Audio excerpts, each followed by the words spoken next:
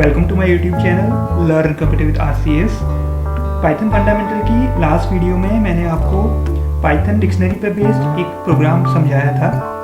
I hope आपने मेरा वो वीडियो देख लिया होगा। In today's video I will tell you how to create a simple computer quiz using Python dictionary. इस कंप्लीट वीडियो को देखने के बाद आप सभी लोग पाइथन में डिक्शनरी की मदद से कोई भी क्विज बेस्ड प्रोग्राम बना सकते हैं। So don't skip the video, and after watching this, if you like this video, don't forget to share and subscribe my channel. Let's start. इस वीडियो में हम बना रहे हैं computer quiz using Python dictionary. तो बिफोर स्टार्टिंग इट थोड़ा सा fundamental dictionary के बारे में जान लेते हैं। हम सभी जानते हैं कि डिक्शनरी पाइथन का एक ऐसा डेटा टाइप होता है जिसमें एलिमेंट्स की वैल्यू पेयर में यूज़ होते हैं, स्टोर होते हैं। तो उसी कॉन्सेप्ट को हम यहाँ पर इस प्रोग्राम को बनाने के लिए यूज़ करेंगे। हम इसमें जो हमारे क्विज के क्वेश्चंस होंगे उन क्वेश्चंस को की के फॉर्म में और उन क्वेश्चंस के जो आंसर होंगे उनको उस की करस्पॉन्डिंग वैल्यू के फॉर्म में डिक्शनरी के अंदर स्टोर करेंगे एज एन एलिमेंट। तो सबसे पहले मैंने कुछ क्वेश्चंस जो हैं वो तैयार कर रखे हैं, उनको मैंने नोटपैड में स्टोर किया है। तो उन क्वेश्चंस को मैं स्टोर कर ले रहा हूँ कुछ वेरिएबल्स में, और उन वेरिएबल्स को फिर मैं डिक्शनरी के अंदर स्टोर करूँगा। ओके, फर्स्ट वेरिएबल मैंने ले लिया Q1 और उसके अंदर मैं स्टोर कर लूँगा उस क्वेश्चन को और उसके ऑप्शंस को। ठीक है, तो यहाँ पर मल्टी लाइन स्ट्रिंग है तो हम ट्रिपल कोट्स का यूज़ करेंगे क्योंकि पाइथन में मल्टी लाइन स्ट्रिंग्स को ट्रिपल कोट्स के अंदर यूज़ किया जाता है। क्वेश्चन मैंने इस नोटपैड में स्टोर करके रखे हुए हैं। पहला क्वेश्चन है और उसके ऑप्शंस को मैं यहाँ से कॉपी करके डायरेक्टली यहाँ पर पेस्ट कर दे रहा हूँ ताकि मुझे टाइप ना करना पड़े। इसी तरह से मैं सेकंड क्वेश्चन के लिए ले लेता हूँ एक और वेरिएबल Q2। इसके अंदर भी मैं एक और क्वेश्चन को कॉपी कर लूँगा, नेक्स्ट क्वेश्चन को और उसके ऑप्शंस को, एंड देन इसको ट्रिपल कोट से बंद कर दीजिए। देन थर्ड क्वेश्चन के लिए मैं एक और वेरिएबल ले लिया है Q3 और उसके अंदर थर्ड क्वेश्चन को कॉपी कर दीजिए और उनके ऑप्शंस के साथ। 3 क्वेश्चंस मेरे तैयार हो गए हैं। इसी तरह से क्वेश्चन 4 के लिए भी मैं एक और वेरिएबल ले लेता हूँ Q4 नाम से और उसके अंदर क्वेश्चन 4 को कॉपी कर रहा हूँ। क्वेश्चन 4 भी मेरा तैयार हो गया है। नाउ क्वेश्चन 5 के लिए फिर से कॉपी कर लीजिए क्वेश्चन को और उसके ऑप्शंस को। ओके, तो इस तरह से मैंने 5 क्वेश्चंस अपने प्रोग्राम में टाइप कर दिए हैं। आप क्वेश्चंस बढ़ा भी सकते हैं। ओके, नाउ नेक्स्ट स्टेप में मैं इन क्वेश्चंस को डिक्शनरी के अंदर स्टोर कर लेता हूं और डिक्शनरी के अंदर एज अ की स्टोर होंगे और उनके जो आंसर हैं वो वैल्यू के फॉर्म में स्टोर करेंगे। ठीक है, तो मैं यहाँ पर एक डिक्शनरी बना लेता हूँ क्विज नाम से। ओके, तो फर्स्ट जो एलिमेंट है उसका की है वो है मेरा Q1। ओके, और उसके करस्पॉन्डिंग जो उसका आंसर है वो उसकी वैल्यू हो जाएगी। उस आंसर को मैं स्टोर कर ले रहा हूँ। फर्स्ट क्वेश्चन का जो मेरा आंसर है वो है B। ओके, नाउ इसी तरह से सेकंड क्वेश्चन और उसका आंसर है मेरा C। इसी तरह से क्वेश्चन थर्ड और उसका आंसर भी है C। क्वेश्चन 4 एंड इसका आंसर भी मेरा है C। एंड क्वेश्चन 5 इसका आंसर है D। ओके, तो इस तरह से 5 क्वेश्चंस के लिए मैंने एक डिक्शनरी तैयार की है जिसमें क्वेश्चंस हैं उस डिक्शनरी की और उनकी जो आंसर हैं वो हैं आपके वैल्यूज़। ओके, तो क्विज मेरा तैयार हो गया है डिक्शनरी के फॉर्म में। अब मैं यूज़र से प्रोसेस कराऊंगा, नेम इनपुट करवा सकता हूँ। तो मैं सबसे पहले यूज़र का नेम इनपुट करवा लेता हूँ एक वेरिएबल के अंदर। Input enter your name. Okay, now next step में एक और स्टेटमेंट यहाँ पर लिख देते हैं, print statement. Hello name, welcome to computer quiz. Okay, तो ये मैसेज आपके सामने फ्लैश हो जाएगा, जो भी आपका नेम होगा, hello name, welcome to computer quiz. Now अब हम क्या करेंगे कि जो भी क्वेश्चन का आंसर होगा वो स्टोर होगा। अगर वो सही क्वेश्चन का आंसर देता है तो स्कोर उसका ऐड होता जाएगा।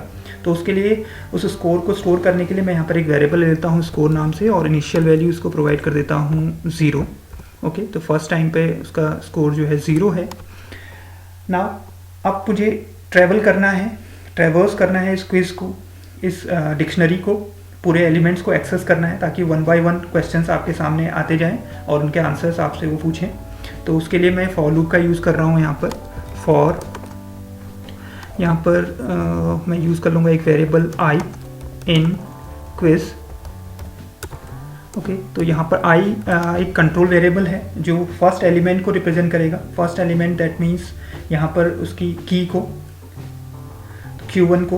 ओके, तो फर्स्ट केस में आई के अंदर जो फर्स्ट क्वेश्चन है वो स्टोर रहेगा। Now print the question. Print करने के लिए मैं यहाँ पर प्रिंट फंक्शन का यूज़ करूँगा और उसके अंदर पास कर दूंगा आई को, क्योंकि आई मेरा रिप्रेजेंट कर रहा है फर्स्ट क्वेश्चन को यहाँ पर। ठीक है, तो यूज़र के सामने फर्स्ट क्वेश्चन प्रिंट हो जाएगा। Now ask the answer. User से हम आंसर इनपुट करने को बोलेंगे। उसके लिए मैं एक यहाँ पर वेरिएबल ले लेता हूँ आंसर नाम से। Answer input, enter your answer, और जो आंसर है वो आपको इनपुट करना है A, B, C और D के फॉर्म में। ओके, इस तरह से तो A, B, C, D options आप इनपुट करेंगे जो भी आपको आंसर लगेगा। उसके बाद अब इस आंसर को मैच करना है कि वो इस डिक्शनरी में जो हमने वैल्यू बनाई है उसके इक्विवेलेंट है या नहीं है। उसके लिए मैं यूज़ करूँगा यहाँ पर इफ़ स्टेटमेंट का। If answer is equal to answer जो है अगर इक्वल है किसके, जो क्विज में आपका की है उसके करस्पॉन्डिंग वैल्यू में। ठीक है, तो करस्पॉन्डिंग वैल्यू को एक्सेस करने के लिए मैं की का ही यूज़ करता हूँ। तो उसका तरीका आपको पता है, डिक्शनरी में आप यूज़ करेंगे क्विज और यहाँ पर ब्रैकेट्स के अंदर पास कर देंगे क्वेश्चन के corresponding.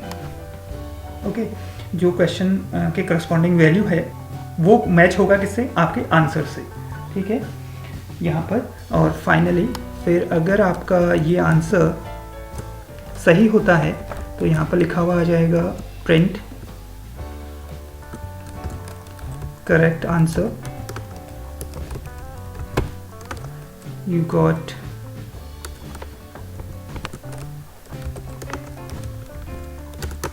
1 point.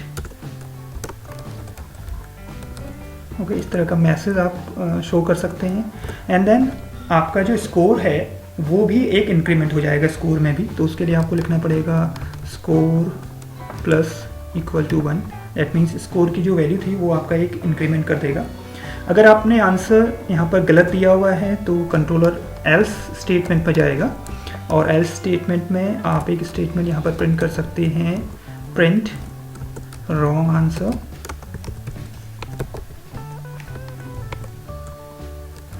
you lost 1 point।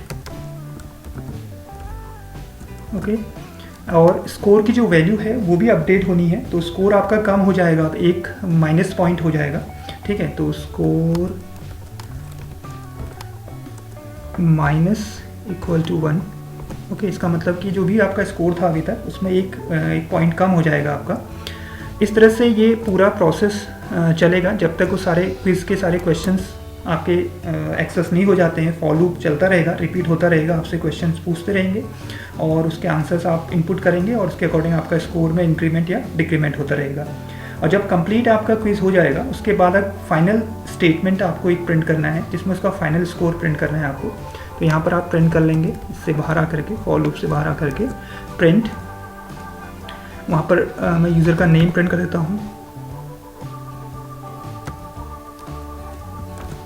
Your final score is यहाँ पर स्कोर प्रिंट कर देते हैं। ओके, तो इस तरह से ये कंप्लीट आपका प्रोग्राम बन गया है। एक सिंपल सा क्विज़ तैयार हो गया है। आप इसके क्वेश्चंस इसमें इंक्रीमेंट भी कर सकते हैं, क्वेश्चन बढ़ा भी सकते हैं। ठीक है, तो अब इसको मैं रन करके आपको दिखाता हूँ कि कैसे कंप्लीट प्रोग्राम रन कर रहा है। सबसे पहले इसको सेव कर लेते हैं।